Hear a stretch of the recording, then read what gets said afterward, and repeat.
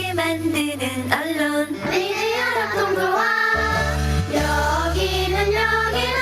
여기는 국민TV. 함께 만드는 언론 미디어 협동조합. 여기는 국민TV.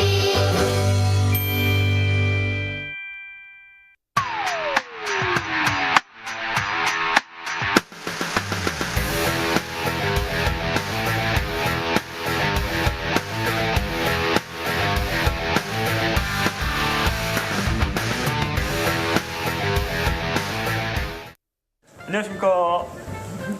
이사장 맡고 있는 현상입니다. 네, 안녕하세요. 제작국의 김종훈입니다. 네, 새해 복 많이 받으세요. 새해 많이 받으세요. 올해부터 저희 그 국민TV에서 우리 조합원님들이 내주시는 그러한 그 소중한 정성에 조금이라도 좀 보답하고자 조합원님들이 그 하시는 일, 네. 또 조합원님들이 생산하시는 농산물이나 네. 조합원님들이 하고 있는 각종 사업장들 많이 좀 우리 조합원들뿐만이 아니고 여러 이런 쪽에 좀 홍보를 할 그러한 계획을 가지고 있습니다. 그렇습니다. 아시죠? 삼성동 재벌 광고는 받지 않습니다. 네. 그런 것들을 좀 많이 저희들에게 이렇게 알려주시면은 저희가 여러분님께서 그 광고하시는 그러한 내용들을 우리 TV 통해서 우리 여러분들의 그 사업들을 좀 잘 될 수 있도록 이렇게 홍보할 계획을 세우고 있습니다. 예, 문의는 아래 보이시는 이메일 주소로 보내주시면은 성심성의껏 답변드리겠습니다. 네, 저희 국민TV가 우리 조합원님들의 그러한 그 정성에 조금이라도 보답하고 여러분님의 그 소중한 뜻을 더욱더 크게 결실 맺고 열매 맺을 수 있도록 저희가 올해도 혼신의 힘을 다해서 파이팅 하겠습니다. 고맙습니다. 국민TV 파이팅! 파이팅! 같이 했습니다. 고맙습니다.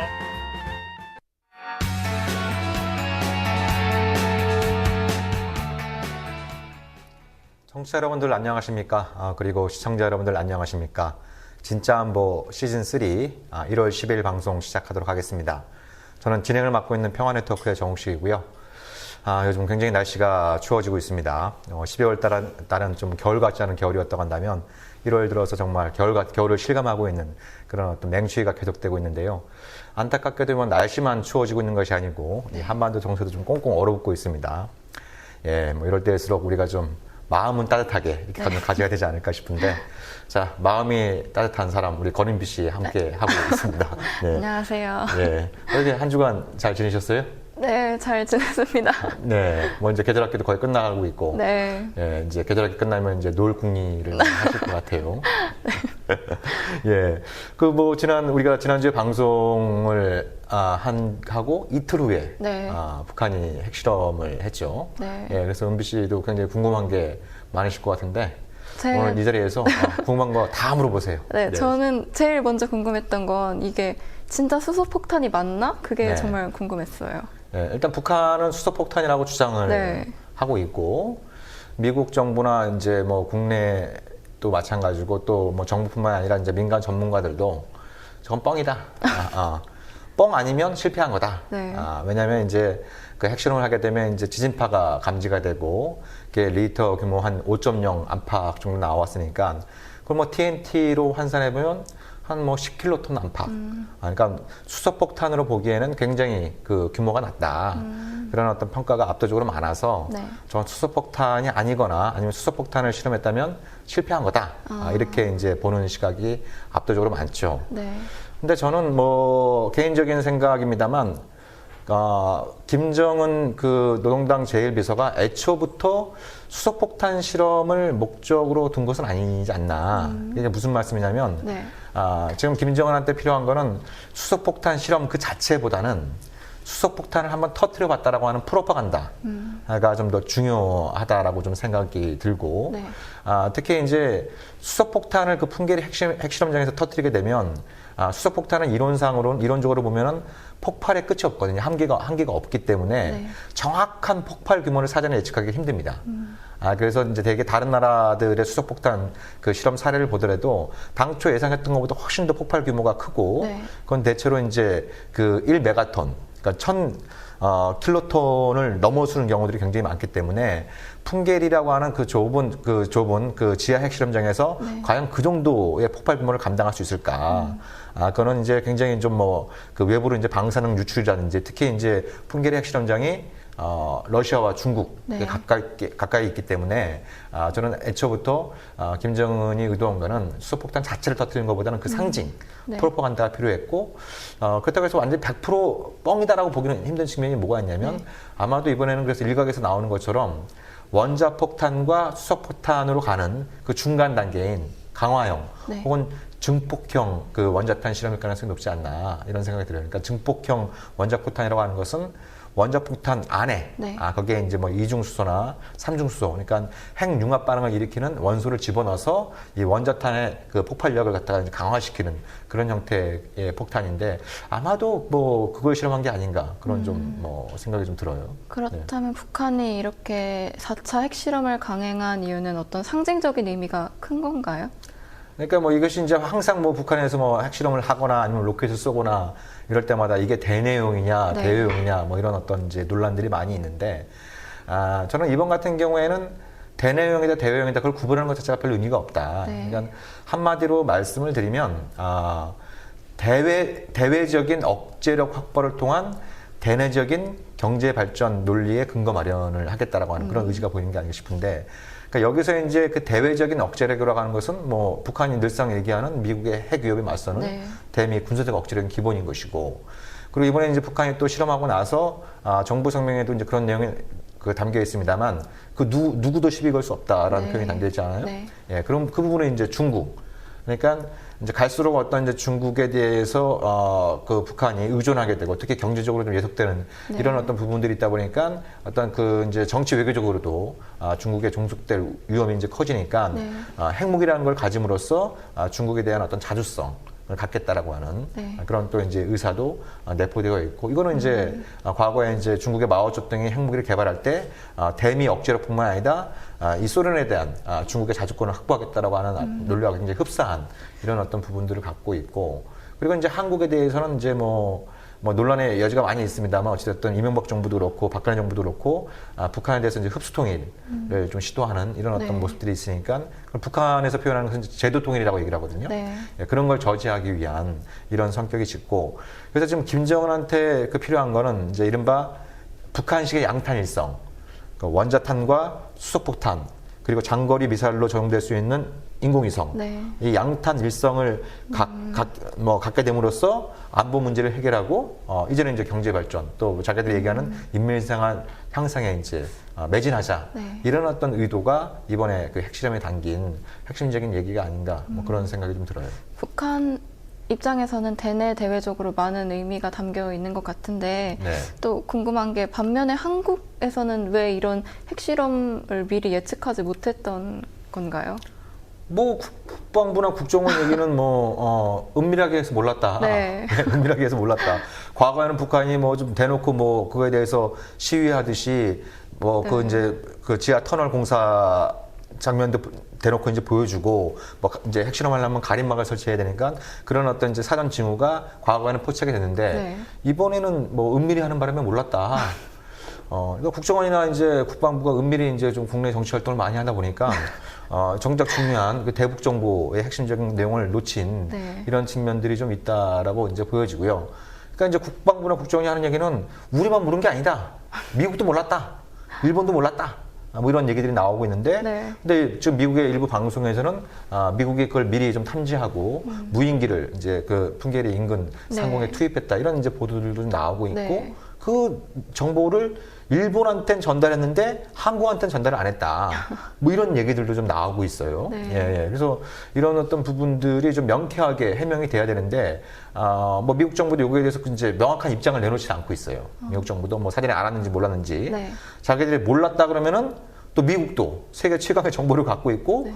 북한의 이 핵실험장을 뭐 이제 1년 365일 24시간 풀가동해서 이제 상시 감시하고 있다고 큰 소리를 쳐왔는데 네. 몰랐다 그러면 또 이제 미국의 정보기관이 욕먹을 거 아니에요? 네.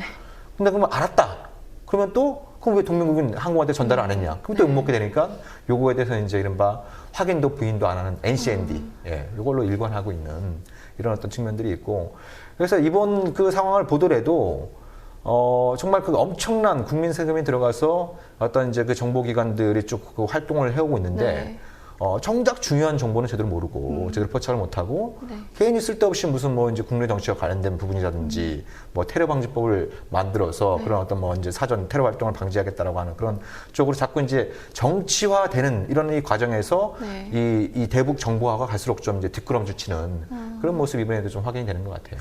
정치화 하시니까 생각난 건데 사실 네. 이번 핵실험 이후에 여당에서는 네. 우리도 핵무기를 가져야 된다 이런 식으로 어떤 핵무장론을 제기하기도 했잖아요. 네. 그런 거에 대해서는 어떻게 생각하시나요? 한마디로 웃기는 얘기죠. 그거에 대해서 촌철살인의 성명이 이렇게 나온 게 있는데 네. 그 녹색당 있잖아요. 네. 녹색당. 예. 녹색당이 또 이제 이번 총선에 여러 가지 준비들을 많이 하고 있는데 새누리당 그 지도부에서 이제 북한이 4차 핵실험 했으니까 핵은 핵이다. 네. 우리도 핵무기 가져야 된다. 핵 개발해야 된다. 이러니까 녹색당에서 논평을 내기를 그러면 핵무장 주장하는 새누리당하고 북한의 조선 노동당이 여권 연대를 해라. 예? 예. 정책 연대를 해라. 이런 좀 그 비아냥에 가까운 이제 그런 반응들도 나오고 네. 있는데요. 그러니까 정말 그 싸우면서 닮아간다. 예. 북한이 얘기하는 게 똑같잖아요. 네. 핵은 핵이다. 미국의 핵협이라는 게 있으니까 그거 맞서기는 핵밖에 없다. 이렇게 얘기하면서 자기들은 이제 핵무장을 정당화하는 것이고, 그럼 북한을 갖다 그렇게 비난하고 욕하면서 동시에 북한과 똑같은 논리, 핵은 핵이다. 예, 이런 논리를 가지고 이제 그 한국의 핵무장을 주장하는 그 분들이 좀 계시는데, 굉장히 이제 현실을 모르는 정말 이상주의다라고 말씀을 드리고 싶어요. 가장 중요한 거는 이번에도 북한이 했습니다만 핵무기를 만들려면 뭘 해야 돼요?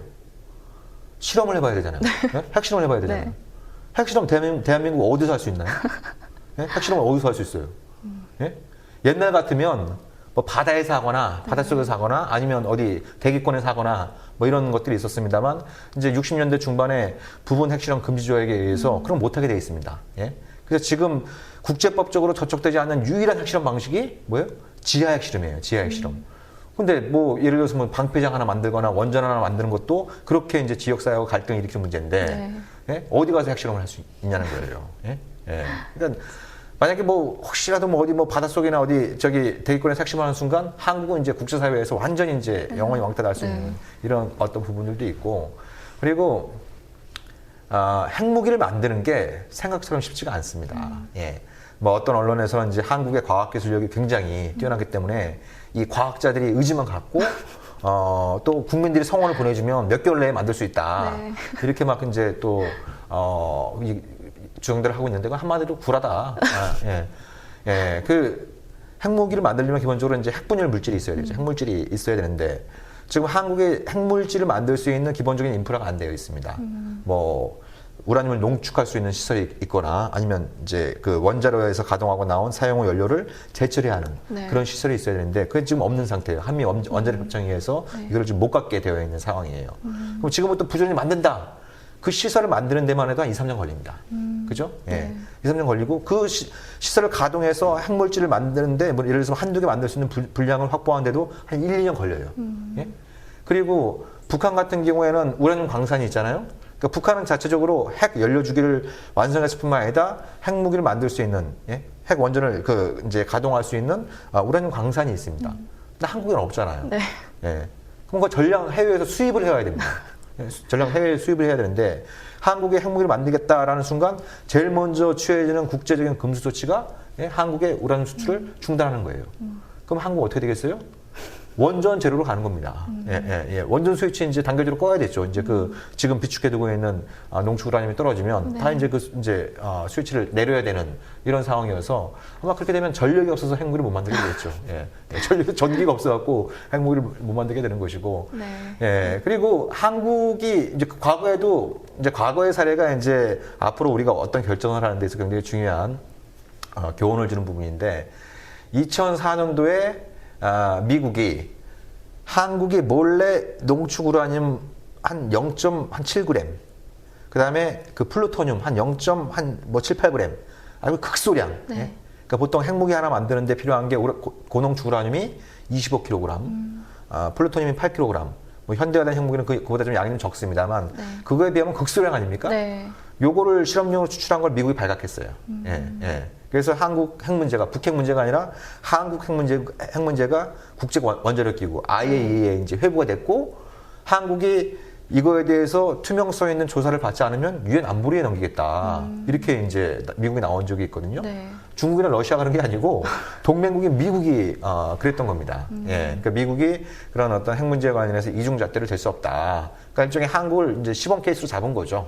동맹국인 한국도 뭔가 이렇게 좀 그 의심적인 그런 행동을 할 경우엔 국물도 없다. 네. 이런 부분들을 이제 2004년도에 이제 보여준 바가 있기 때문에 한국이 미국을 잘만 설득하면 미국이 한국의 핵무장을 눈 감아줄 것이다.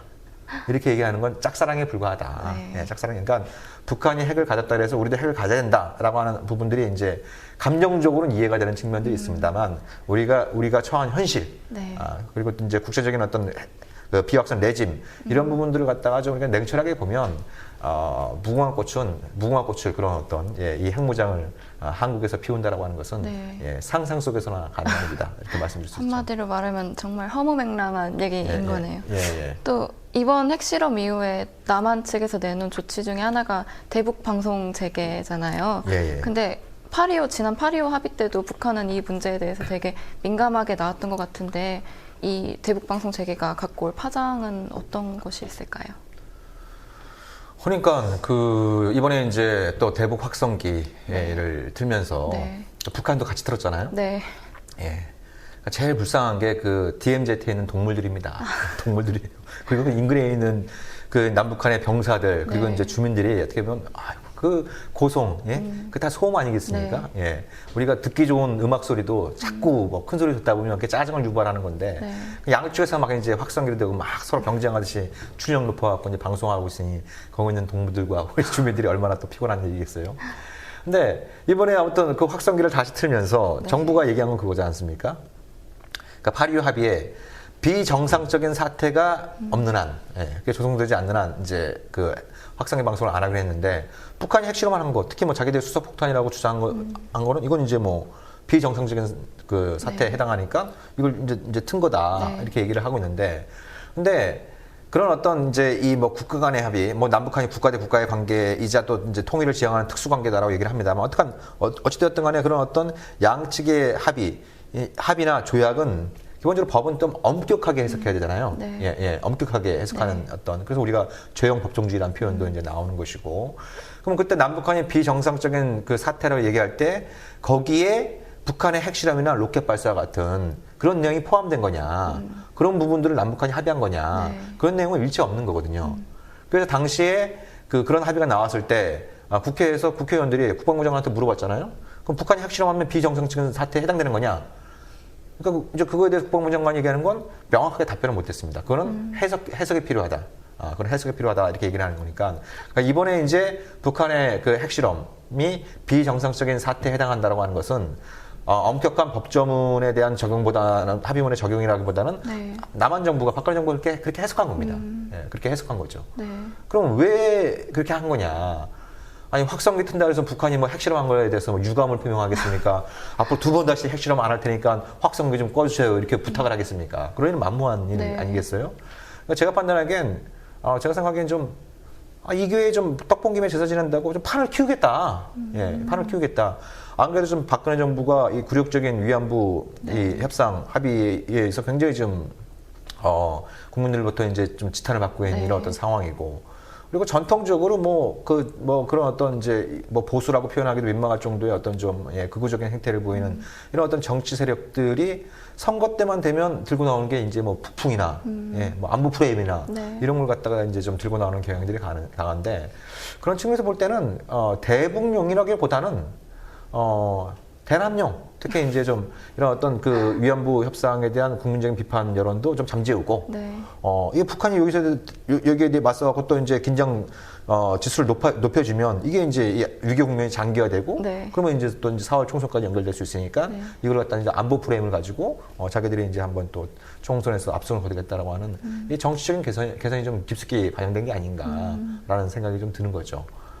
그러니까 이게 이제 앞으로 골치 아파지는 게 뭐냐면, 언젠가 스위치를 내려야 될 거 아니에요. 네? 근데 스위치를 켠 이유가 북한의 핵실험에 있는 거예요. 그러면 스위치를 내리려면 눌리저로부터 북한이 그거에 대해서 유감을 표명하거나 핵실험을 안 하겠다 약식을 해야 되잖아요. 근데 북한이 남한 남한과의 대화에서 그걸 약속해 주기는 만무하다는 겁니다. 예. 그러니까 이제 앞으로 이거를 어떤 근거를 가지고 내릴 거냐.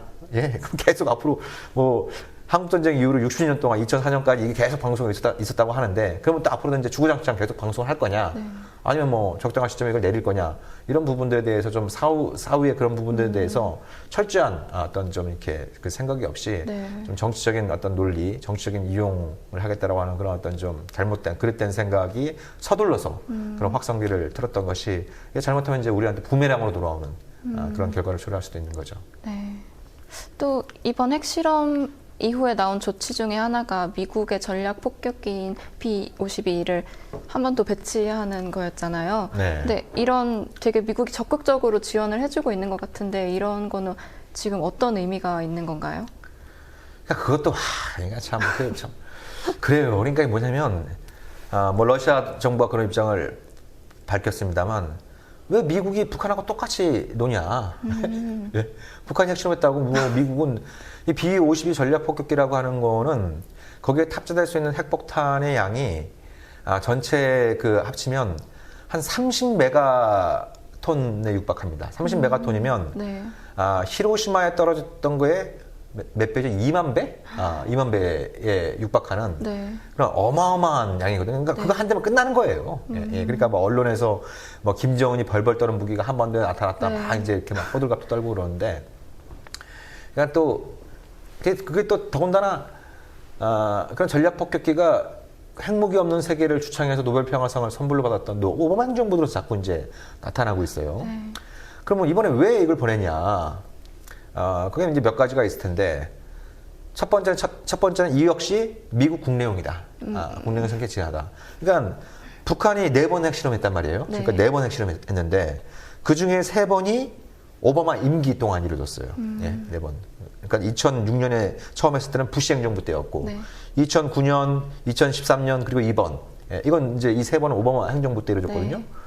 그러니까 이제 미국에서 미국 내에서 야, 뭐 니들 대북 정책 실패한 거 아니냐, 뭐 전략적 인내라고 하는 뭐 알쏭달쏭한 표현을 가지고, 예? 뭐 인내하면 북한이 뭔가 뭐 행동이 개선되거나 아니면 북한이 망하거나 둘 중에 하나처럼 막 얘기하는데, 북한은 계속 핵실험하고 뭐 핵 능력이 강화되고 있는 거 아니냐, 도대체 너희들 뭐 하고 있는 거냐.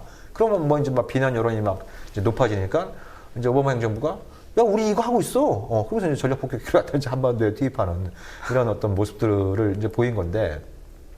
근데 여기서 이제 좀 언론이 잘못 보도하고 있는 내용들이 몇 가지가 있어요. 이제 그 중에 대표적인 게 미국의 그런 전략 폭격기를 포함한 어떤 전략 무기를 한반도에 보내는 게 북한이 그런 말썽을 일으킬 때, 예? 이럴 때만 보내는 것으로 이렇게 막 이제 보도들이 많이 되고 있는데, 이런 문제들을 좀 이렇게 객관적으로 어떤 이제 팩트 중심으로, 예, 팩트 체크가 필요한 게 뭐냐면, 그럴 때가 주로 이루어졌습니다만, 비교적 그 북한이 말썽을 안 피우고 뭔가 좀 뭔가 좀 더 이렇게 개선된 행동.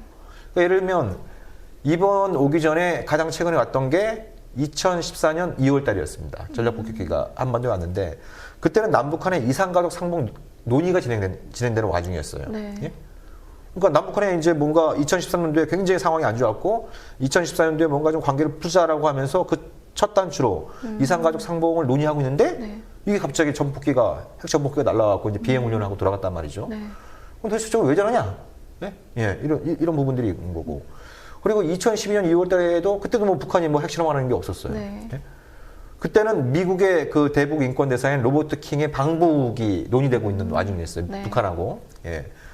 근데 방북 이틀 전인가 그 사흘 전에 미국이 또 핵 전폭기를 한반도에 보냈습니다.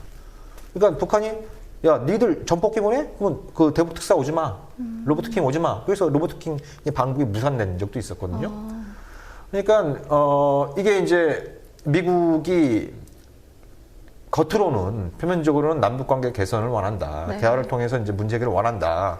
이렇게 얘기를 하면서도 도저히 납득하기 힘든, 왜 이산가족 상봉이 논의되고 있는데 전략 폭격기를 보내느냐.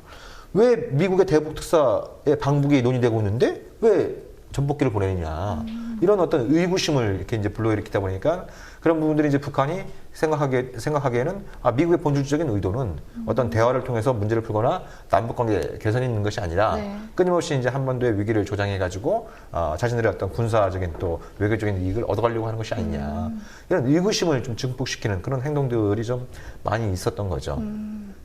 그럼 이번에 온 뭐 종종 왔다고 하는 그 B-52 말고도 한국에 배치될 가능성이 높은 다른 전략 자산도 있나요? 그러니까 그 제가 여기 오기 전에요. 그 뉴욕타임즈에 아주 주목할 만한 기사를 하나 봤습니다. 네.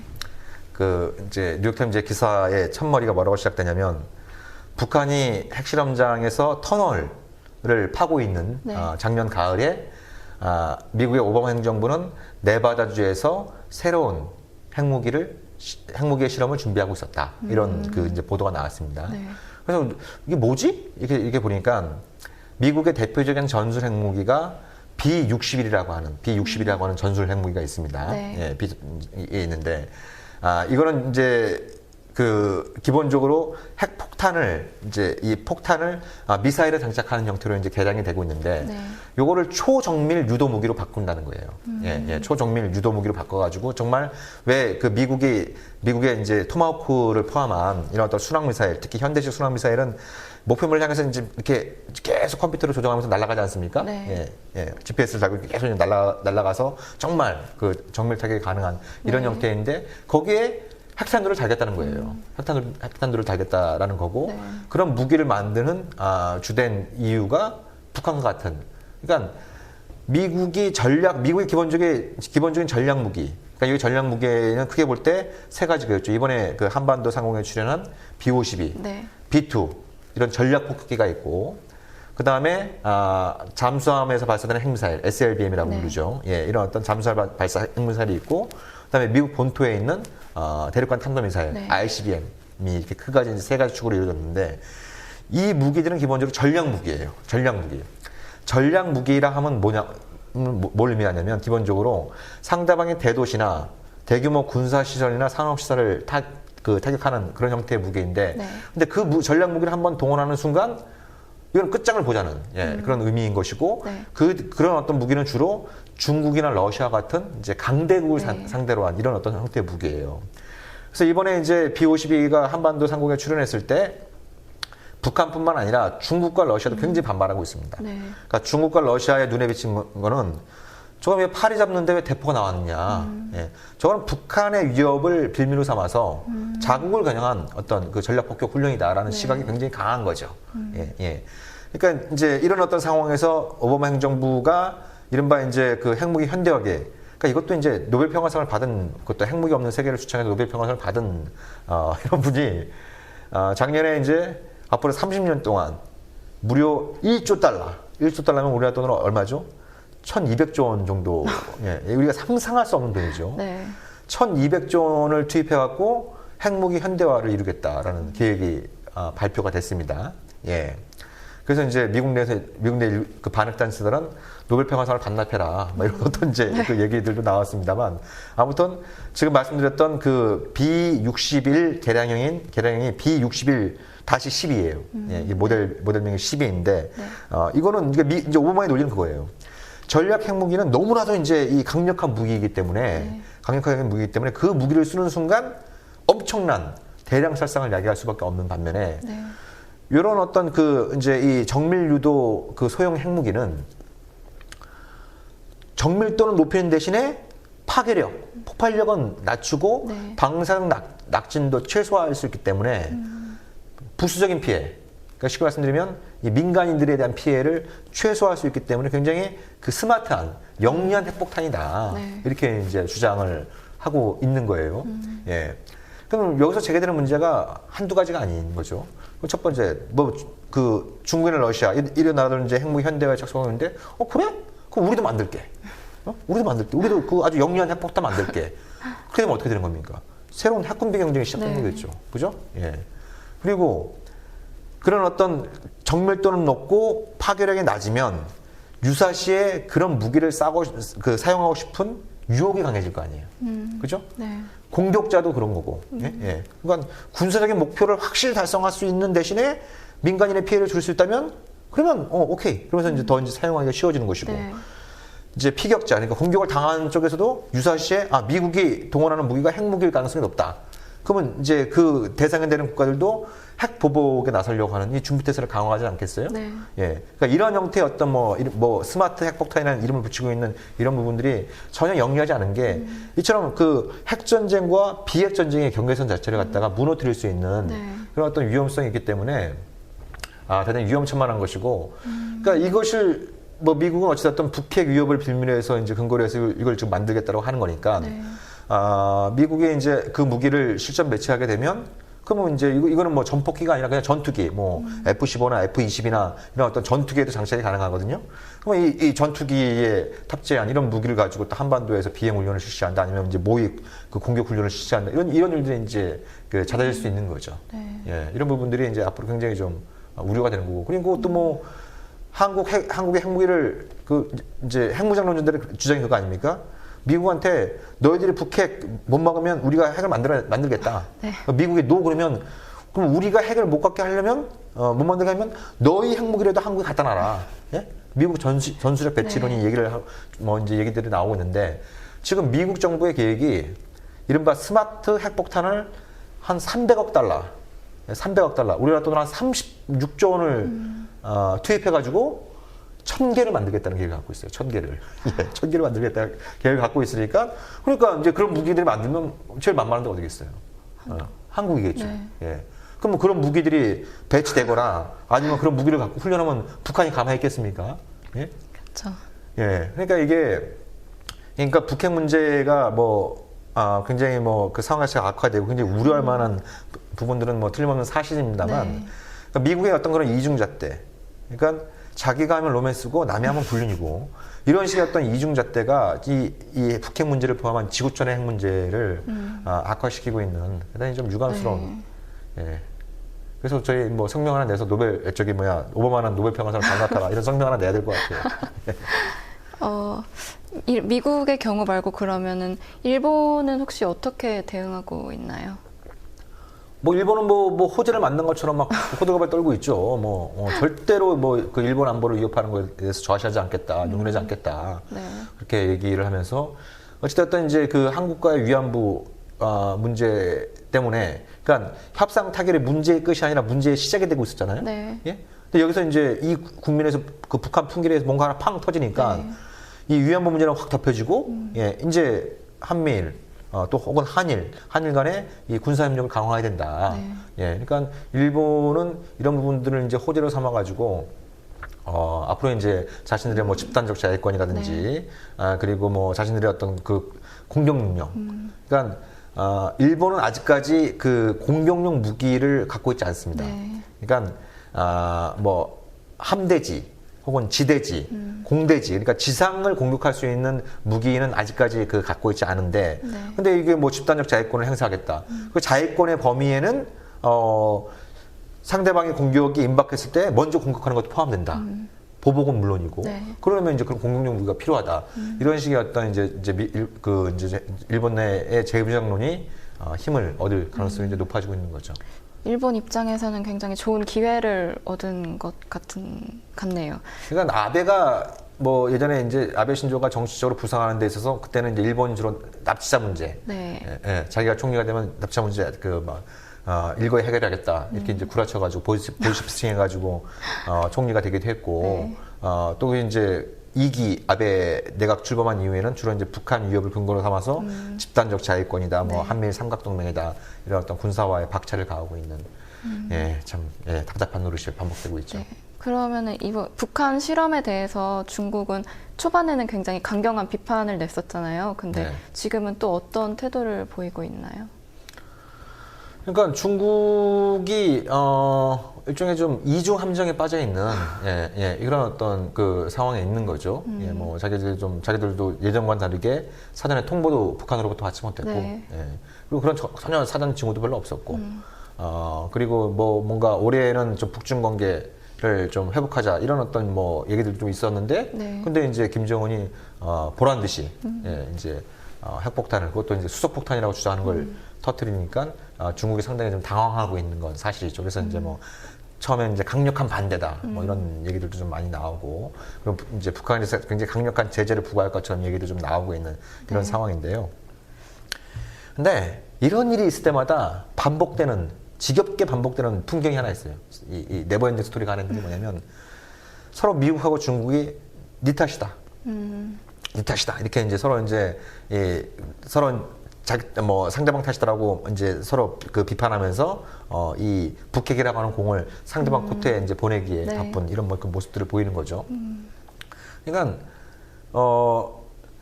이게 정말 그 미국이 그렇게 믿고 있는 건지 아니면 하나의 알리바이를 만들려고 하는 건지 이게 의구심이 드는 부분은 뭐냐면 계속 이런 뭐 북한이 핵실험하거나 로켓 실험하거나 아니면 그런 게 임박해 있다 이런 얘기들이 나올 때마다 미국은 항상 중국 역할론을 얘기를 합니다. 네. 그러니까 중국이 그 북한의 유일한 동맹국이고 또 이제 식량과 원유의 상당 부분을 제공하고 네. 있으니까 중국 너희들이 마음만 먹으면 북한의 언행을 고치거나 아니면 북한이 그런 언행을 고치지 않으면 북한을 망하게 하거나 그럴 힘이 있는데 중국이 그런 역할을 충분히 하고 있지 않다.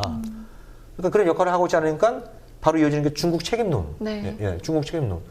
너 때문에 이렇게 지금 상황이 악화된 거다. 이렇게 막 네. 이제 얘기를 하고 있어요. 이런 얘기가 계속 지금 막 그 뭐 이런 일이 있을 때마다 반복이 되고 있는 이런 상황인데 여기에 대해서 중국의 입장은 명확하죠. 미션 임파서블. 미션 임파서블. 너희들이 좋아하는 헐리우드 영화에 나오는 것처럼 미션 임파서블이다. 첫 번째, 핵 문제는 북핵 문제는 우리 때문에 발생한 게 아니다. 기본적으로 북미 간에 네. 적대 관계에 의해서 만들어진 건데 왜 이 문제의 원인을 우리한테 돌리느냐. 그리고 두 번째, 중국의 역할을 안 한 게 아니지 않느냐. 뭐 예를 들면 뭐 북한 육제회담 복귀를 거부하면 북한을 설득해갖고 네. 육제회담 테이블에 이제 불러내고 이랬던 부분들이 이제 그 부시 행정부 때는 많이 있었거든요. 네. 근데 오바마 행정부 때 들어선 중국이 북한을 설득해갖고 육제회담 테이블에 딱 앉히려고 그러면 미국이 오히려 난 대화를 위한 대화에는 흥미 없어. 북한이 비핵화의 진정성을 보이지 않는 한 대화 안 할 거야. 이런 식의 얘기들이 나오는 거죠. 네. 그러니까 중국이 보기에는 미국이 북핵 해결은 말로만 떠들고 이 마음속으로는 북핵을 이용해서 뭔가 다른 목적을 이익을 취해가려고 하는 것이 아니냐. 네. 그게 대표적으로 이제 아시아 재균형 전략으로 표현되는 그런 어떤 아시아에서의 어떤 대중국 봉쇄 전략. 예. 그러니까 대놓고 중국 때문에 이런 걸 한다 이렇게 얘기하기 힘드니까 북한이 그런 맥락에서 볼 때는 얼마나 이 좋은 또 꽃놀이패예요. 예. 그런 어떤 그러니까 중국의 시각에서 볼 때는 미국이 그 북핵이라고 하는 부분을 해결하기보다는 이걸 꽃놀이패로 들고 계속 자기들의 정치적인, 경제적인 혹은 이제 안보적인, 군사적인 이익을 달성하는 수단으로 악용하고 있는 게 아니냐. 그런 이제 의구심을 갖고 있는 것이고. 그 이번에도 명확하게 나타났습니다만, 왜 우리가 그 지난번 방송에도 한번 했습니다만, 그 모란봉 악단. 예, 모란봉 악단. 예, 발음이 잘 안 되네. 예. 작년 말에 베이징 공연을 갔다가 이제 급거 귀국한 네. 배경에 김정은이 뭐 그 직전에 수소폭탄 발언을 한 거에 대해서 중국 외교부가 비판적인 입장을 내니까 김정은이 열받아서 철수해 이렇게 했다라는 뭐 얘기들이 있지 않습니까? 네. 근데 이번에 그런 해석이 상당 부분 타당성이 있다라고 하는 게 사후적으로 이제 보여주고 있는 거죠. 예. 그러니까 아까 말씀드린 것처럼 중국이 북한의 핵 문제에 대해서 관여하면 관여할수록 북한은 이게 핵무기가 자주의 무기로서의 성격도 강해진다. 그래서 중국이 그 한두 번 그걸 겪어보는 게 아니거든요. 자기들이 무슨 핵실험하지 말라라고 이제 경고를 보내거나 아니면 그걸 갖다가 뭐 제재를 강화해서 그런 조치를 취했을 때 오히려 북한은 더 반발하면서 그런 행동으로 나서니까 네. 그런 제재의 수를 높이는 순간 대북 지뢰틀을 잃게 된다. 이런 건 이제 지금까지 과정으로 충분히 입증됐고 네. 특히 김정은 들어서는 그런 추세가 더더욱더 강화되고 있으니까 네. 미국이 얘기하는 것처럼 그런 조치를 취하는 건 오히려 역행한다. 그리고 아까 말씀드린 것처럼 중국이 보기엔 그런 거죠. 미국이 저 떡볶이면 제사 지낸다고 북핵 실험을 이유로 뭐 전략 폭격기 이게 한반도가 그 중국 심장부하고 가장 가까운 지역 아닙니까? 네. 예? 중국 심장부 가장 가까운 지역이잖아요. 예. 그럼 뭐 어떤 전략 폭격기 실험을 갖다가 떡볶이면 제사 지낸다고 그런 걸 해보려고 하는 의도가 있는 것이 아니냐. 그러니까 이제 일종의 과유불급이라고 미국이 그런 행동을 보이니까 중국이 이제 이 북한뿐만 아니라 이 관련국들의 냉정과 자제, 네. 한반도 긴장을 고조시키는 행동을 중단해라. 예. 그러니까 이걸 어떻게 보면은 그 북한 페이스에 말려든 이런 측면이 있는 거죠. 정말 저는 개인적으로 동의하지 않습니다만 네.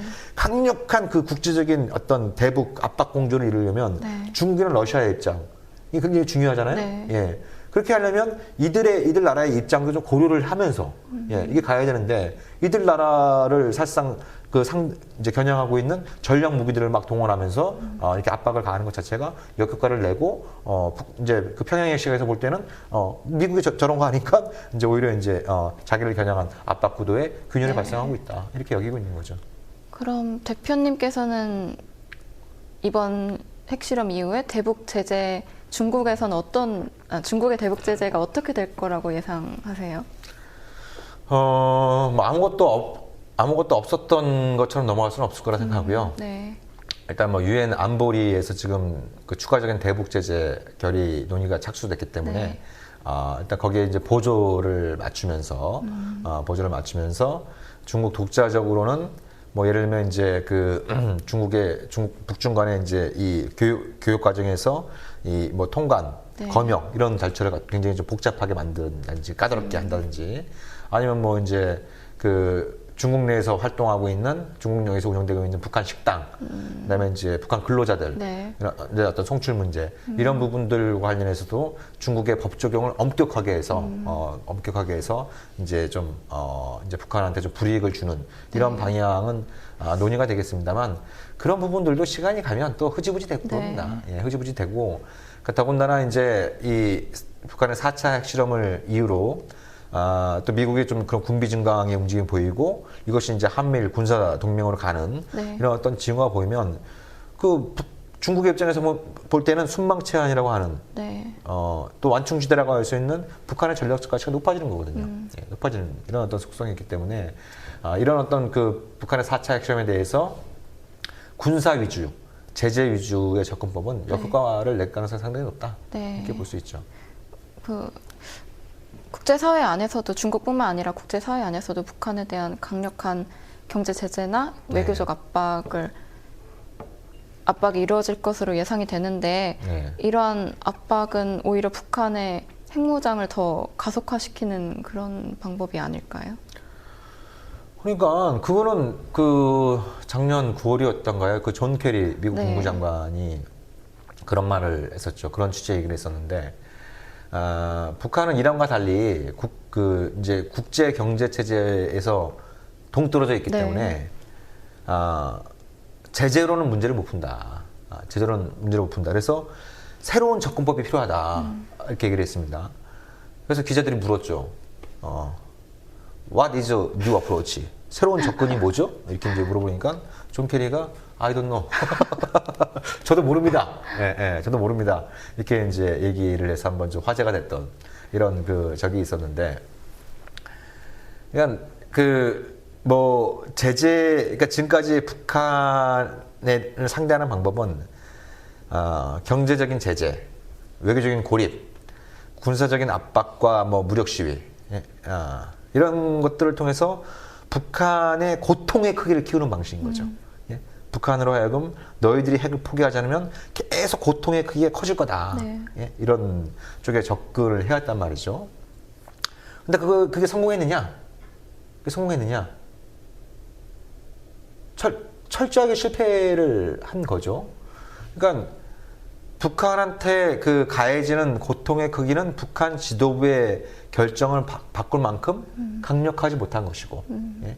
그리고 오히려 북한 지도부는 그런 어떤 외부 세계에서의 어떤 제재와 압박을 자신들의 어떤 핵무기를 포함한 자기들이 얘기하는 노선을 정당화시키는 근거로 삼고, 그리고 더 주목해야 할 점은 김정은 체제가 지금 이제 출범한 지 만 3년이 좀 더 지났습니다만, 3년이 아니죠. 벌써 4년, 5년 이렇게 이제 돼가고 있는 이런 어떤 상황에 있습니다만,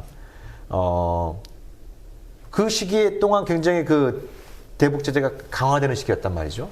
근데 북한의 경제 사정은 오히려 좀 좋아진 이런 어떤 측면들이 있는 거죠. 그러니까 김정은이 상당히 지금 이번 상황에서 자신감을 갖고 있는 이유 중에 하나는 너희들이 제재해라, 고립시켜라. 예? 근데 우리의 경제세상은 좋아지고 있지 않느냐. 예. 경제세상뿐만 아니라 뭐요? 핵과 미사일 능력도 계속 강화되고 있는 이런 어떤 그 상황들을 보이고 있는데, 그러니까 그 북한의 4차 핵실험이 이제 발표가 됐을 때, 또 그것이 이제 확인이 됐을 때, 기존에 실패한 정책을 계속 되풀이할 거냐, 예? 계속 되풀이할 거냐, 아니면 북한을 규탄하되 네. 기존의 정책이 뭐가 잘못된 거, 뭐가 잘못해서 그런 거지? 원래 북한은 핵을 포기할 의사가 전혀 없었기 때문에 애초부터 북한의 핵포기를 위한 협상은 불필요했던 것인 건지, 아니면 이 제대로 된 협상을 안 해서 이런 건지, 이런 어떤 근본적인 성찰이 필요한데 그런 건 온데간데 없고, 이번에는 다를 거야. 예? 이번엔 중국이 화끈하게 도와주면 이번에는 이제 북한을 굴복시킬 수 있을 거야. 근데 아까 말씀드렸던 것처럼 중국은 중국 나름대로 자국의 이익이 있는 이제 그런 문제이기 때문에 쉽게 그렇게 강도 높은 대북 제재에 동참할 수 없고, 더 중요한 문제는 설사 중국이 이제 예를 들면 이제 원유 공급을 중단시킨다. 예? 그래서 북한이 이 엄동설안에 굉장히 이제 이런 어떤 에너지 부족 때문에 큰 고통을 받는다. 네. 그러면 북한이 어떻게 나올지 우리는 아무도 예상할 수 없잖아요. 그러면 정말 북한이 미안하다. 북한이 미안하다. 이렇게 이제 사과하면서 앞으로는 안 할게. 이렇게 나올 거냐. 그건 제가 보기엔 우리가 원하는 북한이고, 있는 그대로의 북한은, 예? 더더욱 반발하고, 그죠? 예. 왜냐면 우리는 뭐 저도 마찬가지고 국제사회에서는 북한의 핵실험이 잘못된 행동이다 막 얘기를 하잖아요. 근데 김정은은 그렇게 생각하지 않습니다. 북한 지도부는 그렇게 생각하지 않아요. 자기는 잘하고 있다고 생각하는 겁니다. 예? 그러니까 잘하고 있다는 그 생각하는 사람한테 네가 잘못했지 그러면서 계속 채찍을 휘두르면 뭐예요? 반항심만 생기는 겁니다. 반항심만. 예? 그럼 이런 문제를 풀 수 있는 방법은 아까 말씀드렸잖아요. 그러니까 이제 그 북한이 보기에는 그렇잖아요. 미국은 뭐 별의별 핵무기 다 만들고 있는 네. 상황이고, 사실상 지구촌에 이제 마지막 남은 적대 국가가 좀 되어가고 있는 이런 상황이고, 그리고 뭐 한국은 뭐 틈만 나면 흡수통일하느니 뭐 통일 대박이니 막 이렇게 얘기를 하면서 뭐 이제 흡수통일에 대한 미련을 버리지 않고 있는 이런 어떤 상황이고, 중국도 자기들 입으로 양탄 일성 덕분에 안보 문제를 해결하고 경제 발전에 매진할 수 있게 되었다. 자기들도 그렇게 얘기했는데 왜 북한의 시각에서 볼 때는 왜 우리를 못하게 하느냐, 이런 불만들이 있는 거거든요. 네. 그런 불만들을 인정하자는 게 아닙니다. 제가 얘기하는 건 불만들을 인정하자는 것이 아니고, 그런 불만들을 정확히 알아야 되는 거잖아요. 예? 그리고 그런 불만들을 상호 만족할 수 있는 방법을 풀 수 있는 길이 무엇이 있는 건가. 이런 부분들에 대한 진지한 모색이 있어야 되는데, 안타깝게도 그런 게 없이 계속 실패한 정책만 되풀이되고 있는 이런 상황이 정말 그 통탄할 노릇인 거죠. 말씀하신 것처럼 이번 핵실험 이후에 박근혜 정부가 보여준 어떤 대북 정책들은 그냥 기존의 것들을 그대로 똑같이 하는 것 같은데, 네. 그래서 제 생각에는 이번 실험을 통해서 현 정부의 대북 정책이 얼마나 무능한지 그게 다 드러났던 것 같아요. 네, 네. 그래서 그런 의미에서 이런 남북 관계를 개선하기 위해서 가장 필요한 게 대표님은 뭐라고 생각하시는지? 제가 그 박근혜 정부 출범한 직후에 한 토론회에서 그런 얘기를 한 적이 있습니다. 한 질문을 받고, 박근혜 정부 때 대북 정책이 어떻게 될 것 같냐, 남북 관계 어떻게 될 것 같냐, 이런 질문을 받았을 때 글러먹은 것 같습니다. 예. 박근혜 정부의 대북 정책은 자기와의 싸움이다. 예, 자기와의 싸움인데, 그 자기와의 싸움의 핵심은 이 북한 문제, 남북 관계를 국내 정치적으로 이용하고자 하는 유혹에서 이겨내는 게, 이게 대북 정책이 가장 중요한 이런 이 출발점이다. 그런 생각을 그때 갖고 있었는데, 근데 뭐 아시다시피 이제 무슨 그 노무현이 NLL을 포기했다라고 하는 말도 안 되는 주장을 또 뒷받침한다고 또 국가정보원에서 정상회담 대화록을 다 전문을 다 공개해버리고, 네. 예, 그리고 뭐 멀쩡한 서울시의 그 이제 공무원을 갖다 간첩으로 막 네. 그 조작하지 않나, 네. 예, 국민의 그 심판에 맡겨야 될 통합진보당 해산을 갖다가 법적으로, 예, 헌법재판소에서 그런 어떤 해상 명령을 내리지 않나. 네. 뭐 툭하면 무슨 북한이 무인기를 보낸다, 예, 무슨 휴전선 일대에서 뭐가 벌어진다. 자꾸 이제 그런 어떤 북한 문제를 국내 정치로 이용하는 이런 관성들이 굉장히 좀 강했기 때문에, 출발점은 아주 단순합니다. 남북관계 개선의 출발점은 이런 어떤 그 남북관계 문제, 이 북한 문제를 국내 정책으로 이용하고자 하는 그 유혹에서 벗어나는 것이 굉장히 중요한 출발점인 거죠. 그리고 더불어서 좀 말씀을 드리면, 김정은이 이제 이 핵 문제를 어떻게 접근할 것이냐, 이거 어떻게 접근할 것이냐, 이게 이제 굉장히 이제 중차대한 문제이면서 또 시간이 지나면 사람들 관심이 없어지는 거죠. 예? 그리고 이명박 정부는 뭐 북한이 핵을 포기하면 뭐 10년 내에 북한의 1인당 GDP를 3,000불로 만들어주겠다 해서 뭐 비핵 개방 3,000원이니 네. 말도 안 되는 또 구라를 쳤던 거 아닙니까? 박근혜 정부도 뭐 북한이 이제 비핵화를 선택하고 이제 이 신뢰를 구축하게 되면 북한의 새로운 미래, 무슨 뭐 500억 달러에 이르는 어마어마한 돈을 북한에 지원할 수 있다, 뭐 이런 또 얘기를 또 하고 이러는데, 어찌됐든 정책은 결과가 보여주는 겁니다. 결과가 말해주는 거죠. 네. 예? 예, 결과가 말해주는. 그러니까 그렇게 북핵 불용, 북핵 불인정, 북한 핵 문제에 대해서 강력하게 대처하겠다라고 했던 그런 어떤 두 정부에서 왜 이 북핵 상황이 이렇게 악화되고 있는 것이냐, 이런 문제에 대해서도 이제 냉정히 볼 필요가 있는 것이고, 그러니까 박근혜 대통령이 또 그런 얘기도 하지 않습니까? 북핵 문제의 궁극적인 해법은 통일에 있다. 예? 예. 이건 정말 기본적인 어떤 지적인 능력을 갖고 있는조차 의심스러울 정도의 발언이에요. 예? 첫 번째 제기되는 문제고요. 핵을 가진 북한과 어떻게 통일할 수 있습니까? 예? 예? 핵을 가진 북한을 어떻게 통일할 수 있느냐의 문제가 이제 제기되는 것이고, 핵을 가진 북한을 어설프게 잡아먹겠다고 덤볐던 건 뭐예요? 예? 절대 터져서는 안 되는 핵폭탄이 터질 수도 있는 일이거든요. 네. 북한의 이제 뭐 핵 억지력에 관한 법을 보더라도 그런 이제 핵무기 보유에 이제 몇 가지 근거로 얘기하는 것 중에 하나가 제도 통일을 막겠다라는 내용이 들거든요. 아까 말씀드렸던 흡수 통일을 막겠다라고 하는 네. 이런 어떤 내용들이 이제 들어가 있는 이런 어떤 상황인데, 그런 부분들은 저도 아니까 대통령이 당연히 알고 있어야 되잖아요. 그죠? 국정원, 국방부를 비롯한 이제 국가안보기관들도 그런 네. 내용도 잘 알고 있을 거고, 네. 예? 그런 상황에서 이제 뭐 북한에서 무슨 문제가 발생하면 마치 통일할 수 있을 것처럼 이렇게 얘기하는 것 자체가 국민들을 굉장히 현혹시키는 그런 언행이다, 이렇게 말씀을 드릴 수가 있는 거죠. 그러니까 제가 끝으로 이런 말씀을 좀 드리고 싶어요. 그러니까 이 물리학의 결정체인 핵과 이 변화무쌍한 인간 의식이 만나면 어떤 화학 작용을 일으킬지는 아무도 모르는 일입니다. 네. 그러니까 김정은은 절대로 핵을 포기하지 않을 거다, 이렇게 얘기를 해야 뭔가 북한 전문가 대접을 받는 이런 어떤 분위기가 상당히 좀 팽배한데, 네.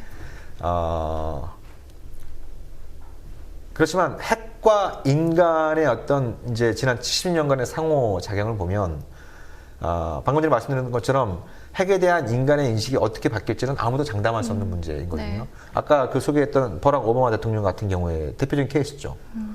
본인이 백악관 문 안에 들어갈 땐 내가 핵무기 없는 세계를 만드는데 기여할 거야.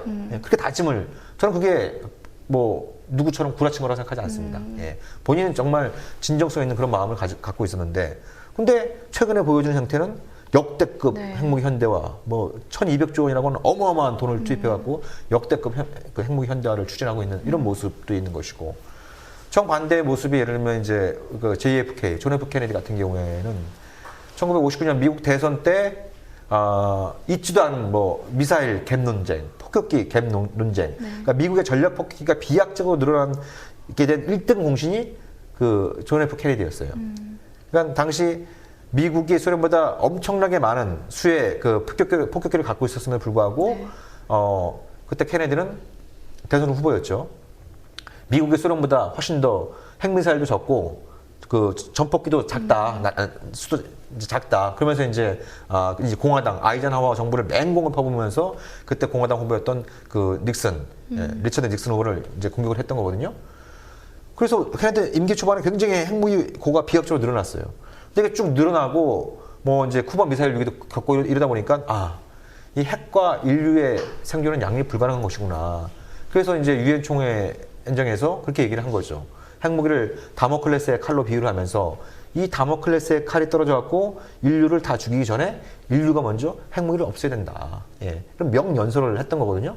안타깝게도 몇 개월 후에 이제 흉탄에 쓰러지고 말았지만, 네. 그러니까 미국 대통령의 이 두 모습만 보더라도 핵에 대한 그 사람의 인식, 예, 특히 핵무기의 그 결정권자라고 할 수 있는 이 지도자의 네. 인식은 쉽지는 않지만 이게 영원히 불변하는 것도 아닙니다. 영원히 불변하는 것도 아니에요. 네. 그러면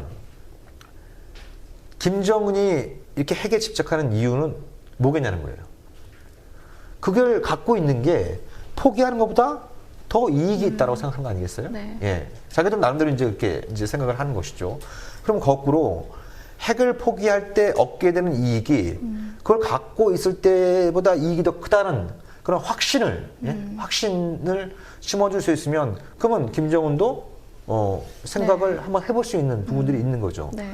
근데 지금까지 접근법은 철저하게 그렇지 못했다는 거예요. 네. 예. 김정은은 미치광이, 또라이, 네. 저 젊은 놈이 무슨 짓을 할지 모른다라고 하는 이런 어떤 미치광이 취급을 하는 사이에 김정은은 나름대로 뭐 이렇게 주판을 튕기고 계산기를 두들겨 갖고 이제 과거에는 뭐 아버지 때는 이 경제 발전에 필요한 우호적인 대외 환경 조성을 위해서 핵무기를 카드화했다고 한다면 이제는 이 경제 발전에 필요한 핵 억제력이 필요한 시대이다.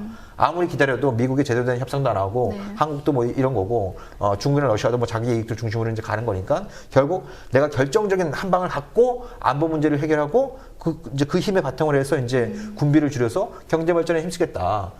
이 자체는 우리가 굉장히 비판할 수 있지만 네. 김정은 나름대로는 합리적인 판단의 결과일 수 있는 거거든요.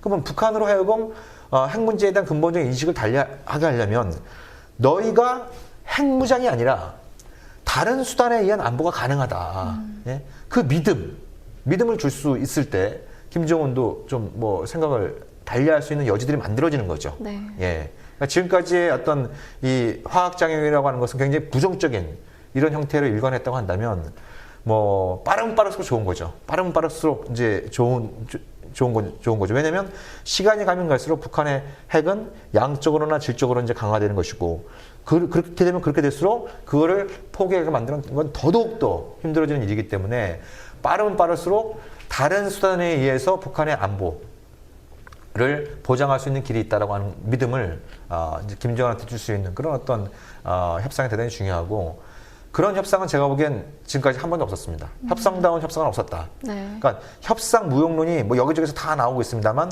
제대로 된 협상은 지금까지 한 번도 없었다라고 이제 제가 단언할 수 있는 부분이고 제가 이건 지난주에도 이제 간략하게 말씀을 드렸습니다만 대표적인 게 그거죠. 2005년도에 채택된 9.19 공동성명을 보면 한반도 정전체제를 평화체제로 대체하기 위한 별도의 포럼을 열기로 했어요. 네. 평화포럼을 열기로 했고 네. 이 당사자는 남북, 미중, 네 나라다. 이렇게 이제 암묵적인 합의도 이루어졌어요. 네. 근데 그로부터 지금 11년이 지나도록 한 번도 열리지 않았습니다. 한 번도 열리지 않았어요. 또 오바마 대통령은 필요하다면 적대국 지도자와도 직접 대화를 하겠다. 북미 정상회담도 가능하다. 네. 이게 2008년 대선 유세 때 공약사항이었거든요. 예? 정상회담은 고사하고 미국 국무장관조차도 평양에 가본 적이 없는 네. 이런 어떤 그 상황에 있는 거죠.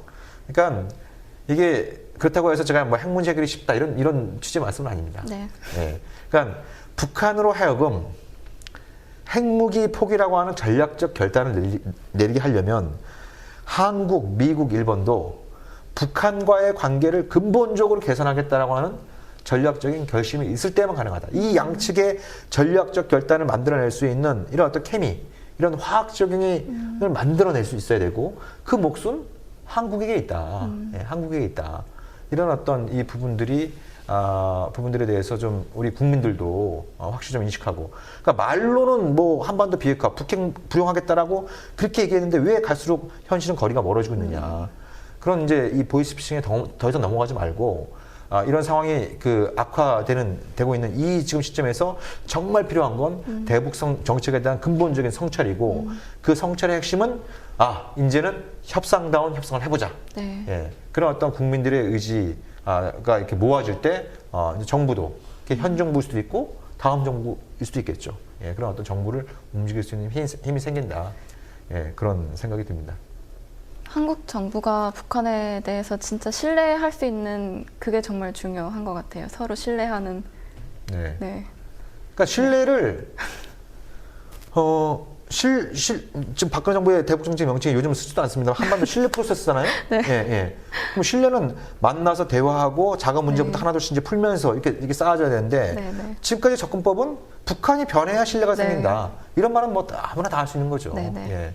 예. 이렇게 좀 굉장히 좀 뭐 이렇게 일차적인 대북 정책을 하라고 대통령으로 뽑아준 게 아닌데 네. 좀 답답한 이런 어떤 그 측면이고 어찌됐든 제가 끝으로 이제 좀 드리고 싶은 말씀은 어쩔 수 없이 이제 긴 호흡 일희일비하지 말고 긴 호흡을 가지고 이 한반도 핵 문제와 이 평화 문제를 접근해야 되는 이런 어떤 그 상황이 불가피하게 다가오고 있고 이 문제가 정말 우리의 생존과 안전과 우리의 삶의 질을 억누르고 있는 이런 문제다라고 한다면 정말 이 문제에 대해서 제대로 잘 해결할 수 있는 그런 어떤 힘은 어디서부터 나올 수 있느냐. 그리고 또 그런 정책을 제대로 국민들한테 밝히고 그 정책을 제대로 이제 제대로 실천할 수 있는 그런 어떤 정치 리더들은 누구인가 이런 부분들에 대해서 좀 우리 국민들이 좀 똑똑해져야 되는 이런 어떤 상황이 아닌가 그런 네. 생각이 듭니다. 어떻게 한 시간 동안 떠드니까 힘드네. 뭐 궁금한 거 많이 풀렸어요? 네, 예. 그렇습니다.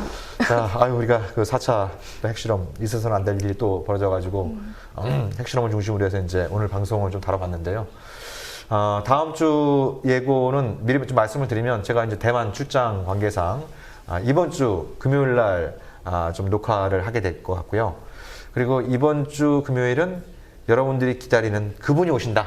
예, 이렇게 좀 예고 말씀을 드리면서 오늘 방송 이것으로 좀 마쳐야 될 것 같습니다. 네. 자, 이게 그 추운 날씨 건강 조심하시고요. 다음 주에 건강한 모습으로 다시 찾아뵙도록 하겠습니다. 고맙습니다. 감사합니다. 국민TV, 국민라디오 그리고 뉴스케이를 응원하시는 분들 미디어협동조합 조합원 가입으로 힘을 실어주십시오. 그리고 기존 조합원 분들은 월조합비 납부 신청을 해주시면 감사하겠습니다. 조합원 가입과 월조합비 납부 신청 문의는 홈페이지 국민.tv 또는 서울전화 3144-7737로 연락주시면 됩니다. 국민라디오 팟캐스트 응원하는 가장 쉬운 방법 아시나요? 다운로드하기, 별점 주기, 댓글 달기, 구독하기. 국민라디오 팟캐스트 널리 알리는 가장 쉬운 방법 다운로드하기, 별점 주기, 댓글 달기, 구독하기. 기억하세요. 다운로드하기, 별점 주기, 댓글 달기, 구독하기.